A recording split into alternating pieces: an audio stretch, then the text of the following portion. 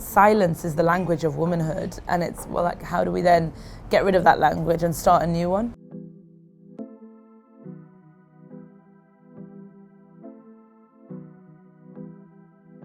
My name is Salma El Wardany. I am a writer, poet, spoken word artist, broadcaster, and I founded a marketing business. I think the thing that threads me together over all of the different disciplines that I do is that I'm always trying to give marginalized people a voice.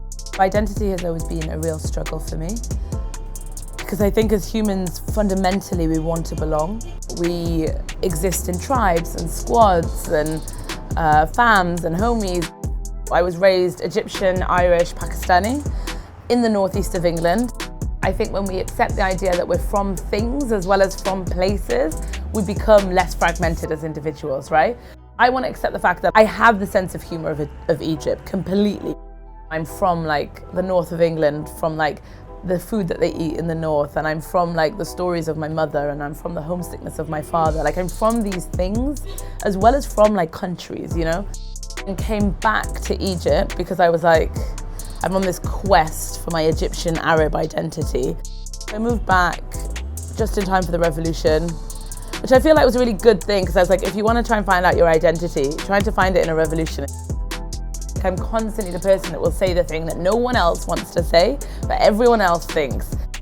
If I have to be the first one to put it out there so this is less uncomfortable for you, then fine. Because silence is debilitating. We can't do anything with it. Poetry happened by accident for me. So much of my poetry is about the female struggle and the female experience of womanhood, because we've never been able to have those conversations. Words matter and they inform behaviour. Like, our language informs our behaviour.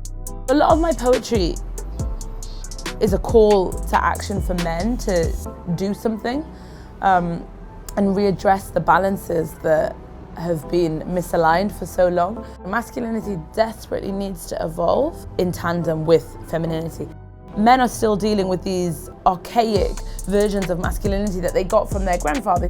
They've never had to interpret it or reinvent the wheel or change it because society has never asked them to.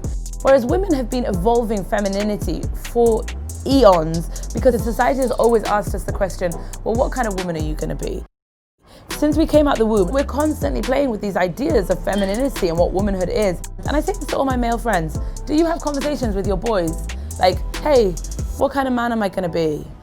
The statistic is 1 in 4 women are raped or subjected to sexual harassment, sexual abuse. Men had the privilege of never knowing this. We have to carry all of these stories from other women around with us, and you are just existing in your day, completely free of the knowledge that this has happened. I need you to create spaces for men where you guys go away independent of women and figure your shit out. Figure out what your masculinity means. I know some incredible men working in spaces. So there's this incredible project in London called the Good Lad Initiative.